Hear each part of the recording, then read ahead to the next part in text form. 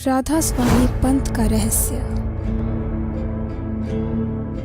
भारत ही नहीं, दुनिया भर में परमेश्वर की प्राप्ति का दावा करने वाले अनेकों पंथ मौजूद हैं, जिनकी अलग अलग शास्त्र विरुद्ध विचारधारा एवं मनमानी साधना पद्धति है। ऐसा ही एक पंथ है राधा स्वामी पंथ, जो कि भारत समेत पूरे विश्व में प्रसिद्ध है, जिसकी स्थापना का श्रेय सेठ शिवदयाल जी उर्फ राधा स्वामी को दिया जाता है। आइए जानते हैं राधा स्वामी पंथ की शुरुआत कैसे हुई और इनकी बताई भक्ति साधना में कितनी सच्चाई है। राधा स्वामी पंथ का संक्षिप्त परिचय। सेठ शिवदयाल जी का जन्म आगरा शहर के मोहल्ला पन्ना गली में 25 अगस्त 1818 को हुआ था। उनके माता पिता संत तुलसीदास साहिब हाथरस के भक्त थे, जो कि उनके घर पर आया करते थे। तुलसी साहिब हाथरस वाले का कोई गुरु नहीं था। शिवदयाल जी इन्हीं तुलसी साहिब हाथरस वाले के वचन सुना करते थे, लेकिन शिवदयाल जी ने कोई गुरु धारण नहीं किया था, जिसकी पुष्टि पुस्तक सार वचन राधा स्वामी नज़म यानी छंदबंद भूमिका पृष्ठ का खा, पुस्तक सार वचन राधा स्वामी वार्तिक भूमिका पृष्ठ 1 से 3 तथा जीवन चरित्र हजूर स्वामी जी महाराज पृष्ठ 19 से होती है। श्री शिवदयाल जी की जीवनी में लिखा है कि वे स्वयं ही 6 वर्ष की आयु से ही एक कमरे में बंद बैठकर हठ योग किया करते थे। ऐसा हठ योग उन्होंने लगभग 15 वर्षों तक किया और 42 वर्ष की आयु में उन्होंने अपना पहला सत्संग किया था, जिसके बाद उनका विवाह नारायणी देवी से हुआ, जिन्हें वे राधा कहा करते थे। यही वजह रही कि लोग उन्हें राधा स्वामी कहने लगे, जिसका सीधा मतलब नारायणी देवी उर्फ राधा के पति श्री शिवदयाल जी से था। वहीं सन 1856 में श्री ठाकुर सिंह जी और श्री जयमल सिंह जी ने श्री शिवदयाल जी से उपदेश प्राप्त किया, जबकि श्री शिवदयाल सिंह जी ने अपनी मनमानी साधना पूरी करके सन 1861 में सत्संग करना प्रारंभ किया। इससे सिद्ध होता है कि जिस समय जयमल सिंह जी और ठाकुर सिंह जी को श्री शिवदयाल जी से उपदेश प्राप्त हुआ, उस समय तक तो शिवदयाल जी साधक थे, संत नहीं हुए थे। वहीं श्री शिवदयाल सिंह जी की मृत्यु 60 वर्ष की आयु में सन 1878 में हुई थी। उनकी मृत्यु के 11 वर्ष पश्चात सन 1889 में श्री जयमल सिंह जी की सेना से निवृत्त होकर व्यास नदी के किनारे डेरे की स्थापना करके स्वयंभू संत बनकर नामदान करने लगे। इससे स्वयं ही समझा जा सकता है कि शिवदयाल जी ने बाबा जयमल सिंह जी को नाम उपदेश देने का आदेश नहीं दिया था। यदि आदेश दिया होता तो श्री जयमल सिंह जी पहले से ही नामदान प्रारंभ कर देते। वही शरीर छोड़ते समय श्री शिवदयाल जी के वचन आखिरी संख्या 14 पुस्तक सार वचन राधा स्वामी नज़म यानी छंदबंद भूमिका में फरमाते हैं कि मेरा मत तो सतनाम और अनामी का था और राधा स्वामी मत तो सालग्राम का चलाया हुआ है, मेरा है ही नहीं, इसे भी चलने देना। सत्संग जारी रहे और सत्संग पहले से बढ़कर होगा। हालांकि शिवदयाल जी ने सालग्राम द्वारा चलाए गए राधा स्वामी पंथ को चलते रहने की अनुमति दी और सत्संग करने की आज्ञा तो दी, किंतु कहीं भी नामदान देने की कोई आज्ञा नहीं दी। इससे भी स्पष्ट होता है कि उन्होंने श्री जयमल सिंह जी को नामदान करने का कोई आदेश नहीं दिया। राधा स्वामी पंथ की शाखाएं। वैसे तो राधा स्वामी पंथ ही मनमुखी ढंग से चलाया गया पंथ है, क्योंकि श्री शिवदयाल जी का ही कोई गुरु नहीं था और न ही शिवदयाल जी ने किसी को नाम उपदेश देने का आदेश दिया। श्री शिवदयाल जी उर्फ राधा स्वामी के 3 मुख्य शिष्य थे। पहले श्री जयमल सिंह डेरा ब्यास, दूसरे तुलसीदास जी जय गुरुदेव पंथ मथुरा। तीसरे श्री ताराचंद दिनोद जिला भिवानी। श्री शिवदयाल जी के शिष्य जयमल सिंह ने डेरा ब्यास की स्थापना की और जयमल सिंह के शिष्य श्री सावन सिंह जी हुए, जिनके 3 मुख्य शिष्य थे, श्री जगत सिंह, श्री खेमामल उर्फ श्री श्याम मस्ताना जी व श्री कृपाल सिंह जी। जब सावन सिंह वाली गद्दी नहीं मिली तो श्री खेमामल जी ने डेरा सच्चा सौदा सिरसा यानी धन धन सतगुरु पंथ की और श्री कृपाल सिंह ने सावन कृपाल मिशन दिल्ली की स्थापना कर ली।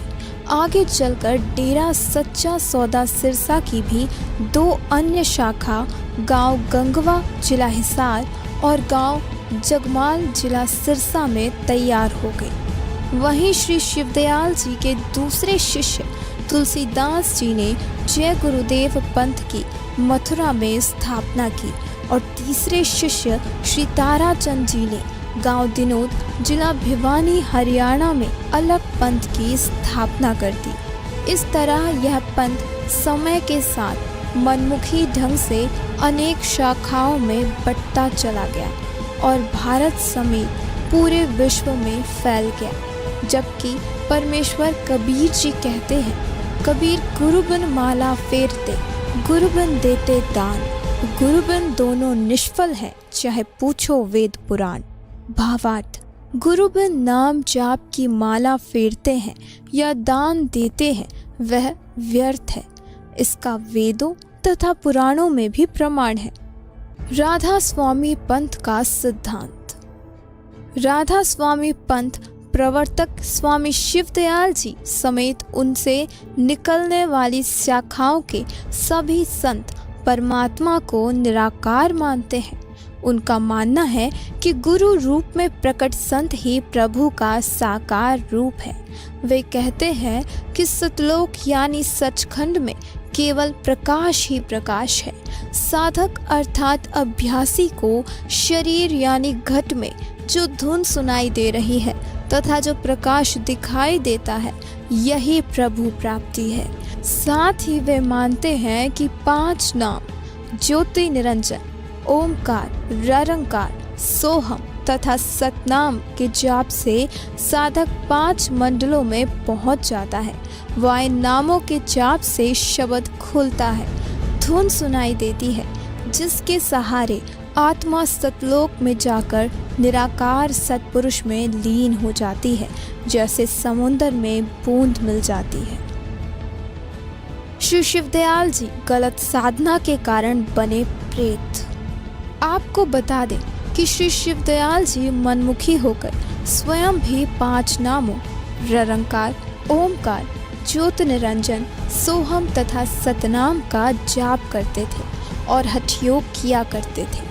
जबकि पवित्र श्रीमद् भगवद गीता अध्याय 17 श्लोक 5-6 में हठयोग करने के लिए मना किया गया है तथा तुलसी साहिब हाथरस ने पुस्तक घट रामायण पहले भाग के पृष्ठ 27 में कहा है कि 5 नाम काल के जानो, तब दानी मन शंका आनो। यही वजह रही है कि 5 नाम के जाप करने और हठयोग करने के बाद भी श्री शिवदयाल जी का मोक्ष नहीं हुआ, बल्कि शिवदयाल जी प्रेत योनि को प्राप्त होकर अपनी शिष्या बुक्की में प्रवेश होकर अपने शिष्यों की शंका का समाधान करते थे, जिसका प्रमाण पुस्तक जीवन चरित्र स्वामी जी महाराज के पृष्ठ 78 से 81 में दिया गया है, जिसके विषय में संत गरीबदास जी अपनी वाणी में कहते हैं, गरीब सतगुरु पुरुष कबीर है,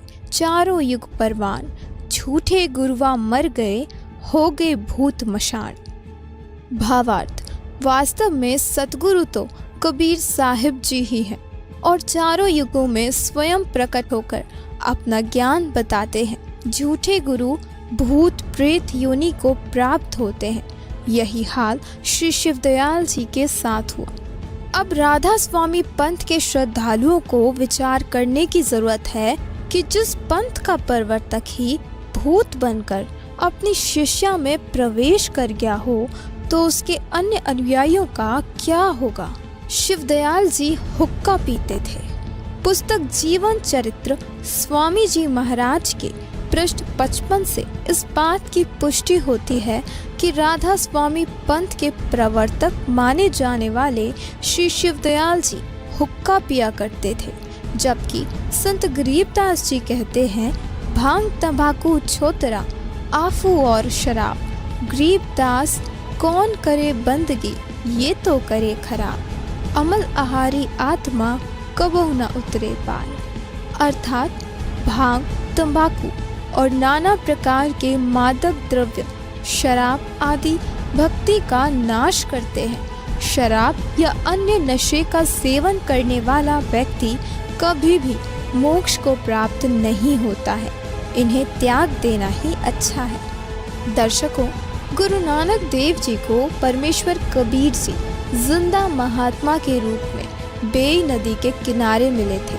उन्हें सचखंड दिखाकर वापस छोड़ा था और उन्हें तत्वज्ञान से परिचित कराया था, जिसके आधार पर गुरु नानक देव जी ने पूर्ण गुरु की पहचान बताते हुए कहा है, सोई गुरु पूरा कहावै, दोए अक्षर का भेद बतावै, एक छुड़ावै एक लखावै, तो प्राणी निज घर जावै।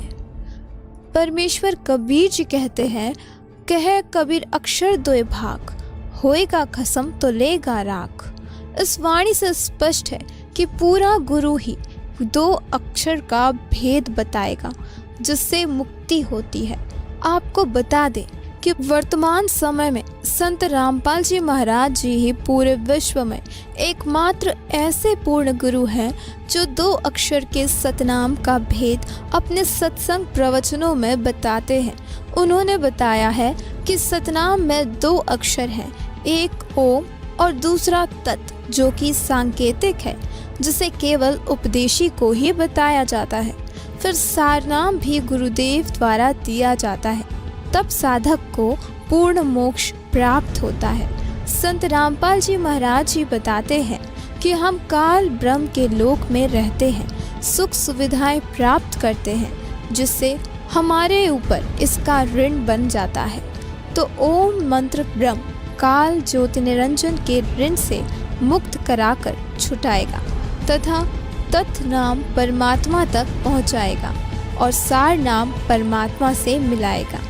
कबीर परमेश्वर जी कहते हैं, कोई सतगुरु संत कहावै, जो नैनन अलख लखावै, आँख न मूंदे कान न रूंधे, ना अनहद उलझावै, जो सहज समाधि बतावै। दर्शकों, आप विचार करें, यह सतनाम व सारनाम राधा स्वामी पंथ व उसकी शाखाओं के पास नहीं है, जिससे उनके द्वारा बताई गई क्रियाओं से कोई लाभ नहीं हो सकता। साथ ही वे पूर्ण गुरु भी नहीं है। मनगढ़ंत ज्ञान व शास्त्र विधि रहित साधना बताकर राधा स्वामी पंथ व उसकी शाखाओं द्वारा भोले भाले श्रद्धालुओं के अनमोल जीवन के साथ खिलवाड़ किया जा रहा है। सतलोक तथा सत्पुरुष प्राप्ति की शास्त्रों अनुसार वास्तविक भक्ति विधि वर्तमान समय में संत रामपाल जी महाराज जी के पास मौजूद है। पृथ्वी पर पूर्ण गुरु तत्वदर्शी संत रामपाल जी महाराज जी के रूप में उपस्थित है। आप पहले उनके द्वारा कहे सत्संग सुनिए और फिर उनसे नाम दीक्षा में प्रथम नाम, सतनाम और सारनाम प्राप्त करके पूर्ण मोक्ष के अधिकारी बने। धन्यवाद।